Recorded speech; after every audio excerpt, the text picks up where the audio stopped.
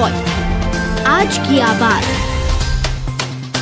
BJP ने Indore Lok Sabha seat से शंकर लालवानी को एक बार फिर प्रत्याशी बनाया है, जबकि कुछ दिन पूर्व ही कैबिनेट मंत्री कैलाश ज्वर्गी ने उनकी टिकट कटने की घोषणा कर दी थी। अब शंकर लालवानी को टिकट मिलने के बाद कैलाश ज्वर्गी का कहना है कि यह व्यवस्था पार्टी और हमारे सीनियर लीडर तय करते हैं और मेरे बारे में भी जो निर्णय उन्हीं के द्वारा लिए जाते हैं। कैलाश ज्वर्गी ने यह भी बताया कि अधिकारियों के साथ इंदौर के विकास कार्य संबंधित योजना को लेकर जो बैठक गुरुवार को होने वाली थी, अब वह बैठक भोपाल शिफ्ट कर दी गई है, जो कि शुक्रवार यानी आज होगी। कैलाश ज्वर्गी ने शुरू की गई हेली सेवा के बारे में भी जानकारी दी। कैलाश ज्वर्गी ने इंदौर के मास्टर प्लान को लेकर भी अपनी बात रखते हुए कहा कि लोकसभा के चुनाव के बाद वह कई लोगों के साथ बैठकर इस संबंध में विस्तृत चर्चा करेंगे।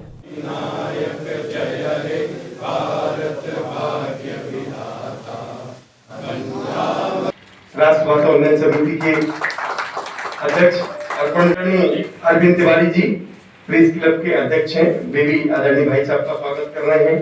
और राष्ट्र भाषा उन्नयन समिति के साहित्यिक सृजन में इंदौर के नाम को सारे देश में सम्मान दिलवाने वाले और हम सबकी श्रद्धा का केंद्र डॉक्टर सरोज कुमार जी के चरणों में प्रणाम करता हूँ। प्रकाश जी, आज कुछ दिनों बाद देखा आपको। कुछ लोग इस शहर के अंदर ऐसे हैं जिनकी उम्र बढ़ती जाती है और जवानी निखरती जाती है। प्रकाश जी आज ऐसे ही खूबसूरत लग रहे हैं। बोला भी आपने बड़ा अच्छा। आदरणीय स्वीकृत वैदिक साहब, पंडित जी, प्रेस क्लब के अध्यक्ष अरविंद चाहिए वो अभी कही गई कि अनिल जी ने बड़ी महत्वपूर्ण बात कही कि अगर अफगानिस्तान की बात न की जाए तो शायद वैदिक जी का पूरा परिचय नहीं होगा। ऐसे बहुत सारी चीजें हैं, शायद ये हो। वे पहलवान थे, अखाड़े जाते थे, ये बात न हो तो शायद वैदिक जी की बात पूरी नहीं होगी। आज श्रवण गर्ग जी ने एक लेख लिखा है भास्कर में, उसका कुछ इशारा भी साथियों ने किया है, वक्ताओं ने किया है। वो छावनी की पूरी दास्तान, छावनी में किस तरह वो रच बस गए थे। एक व्यक्ति में कोई शहर कैसे रच बस जाता है, वो उसके अनूठे उदाहरण थे। अगर मॉरिशस के तत्कालीन प्रधानमंत्री अनिरुद्ध जगन्नाथ से उनके संबंधों की चर्चा न हो तो ये बात अधूरी होगी। अगर अफगानिस्तान के राष्ट्रपति करजाई जी से उनके रिश्तों की बात न हो तो ये बात अधूरी होगी। अगर पाकिस्तान के तत्कालीन प्रधानमंत्री से उनके रिश्तों की बात न हो तो उनकी बात अधूरी होगी। वेद प्रताप वैदिक पत्रकार थे, बुद्धिजीवी थे और वे पत्रकार और संपादक से आगे बढ़कर इस देश के नीति नियामकों में से थे। मैं उन्हें नीति नियामकों में से मानता हूं। उन्होंने अफगानिस्तान और भारत के रिश्तों को तब रेखांकित किया था और बताया था कि अफगानिस्तान हमारे देश के लिए कितना फायदेमंद है और हो सकता है। और प्रकारांतर में हमारी सरकारों की तरह केंद्र की, दिल्ली की सरकारों की लापरवाही से, सरकारों के की लापरवाही से चीन अफगानिस्तान में घुसने की कोशिश कर रहा है।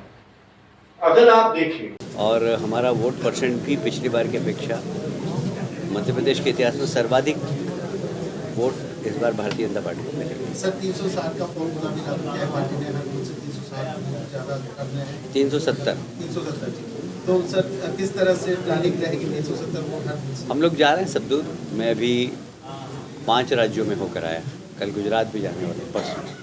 हम लोग नीचे बूथ स्तर के कार्यकर्ताओं से मिलकर वो प्लानिंग कर रहे हैं कि कैसे वोट बढ़ाए जाएं। एक एक बूथ पे 370 भारतीय जनता पार्टी के कार्यकर्ताओं के लिए बड़ा भावनात्मक शब्द है, क्योंकि हमने 2 पीढ़ी तक लगातार एक देश में 2 निशान, 2 विधान, 2 प्रधान नहीं चलेंगे और धारा 370 हटाएंगे। ये हमने जनसंघ के ज़माने से प्रारंभ किया था। 2 पीढ़ी ने इसमें नारे लगाए और तीसरी पीढ़ी को ये सौभाग्य मिला कि उनके सामने धारा 370 हटी। तो इसीलिए धारा 370 हमारे लिए बड़ा अच्छा शुभ धारा है और इसीलिए प्रधानमंत्री जी ने कहा कि हर बूथ पर 370 वोट बढ़ाएं। तो हम कोशिश कर रहे हैं एक एक बूथ के कार्यकर्ताओं से मिलकर कि वो कोशिश करें अपने बूथ पे कि वोट हमारे बढ़े। नहीं, निराकरण नहीं है, ऐसा है कि अब उस पर काफ़ी काम भी चल रहा है और मैं भी लोकसभा चुनाव के बाद उन सब लोगों के साथ बैठूंगा और उसमें जो ऐसे सुझाव हुए जो उसमें इनकॉर्पोरेट करना होगा हम करें। शहर का मास्टर प्लान किसी व्यक्ति का नहीं है, ये पूरे शहर का है और इसलिए हम शहर के लिए किसी भी व्यक्ति से समझौता नहीं करेंगे। शहर हित में जो निर्णय होगा वो करेंगे। दूसरा एक मामला है किया आज एक महत्वपूर्ण निर्णय हुए और उसकी हमने शुरुआत भी की। मैं आने में विलम्ब इसलिए हुआ कि आज पीएम श्री पर्यटन हेली सेवा प्रारंभ हुई है, धार्मिक हेली सेवा प्रारंभ हुई है। उसमें इंदौर से हेलीकॉप्टर में आप बैठकर 3 घंटे के अंदर महाकाल और ओंकारेश्वर के दर्शन करके वापस इंदौर आ जाएंगे। ऐसी हेलीकॉप्टर सेवा प्रारंभ कर रहे हैं। वैसे ही मध्य प्रदेश में टूरिज़्म के स्थान बहुत है, जैसे राजा राम सरकार का मंदिर है,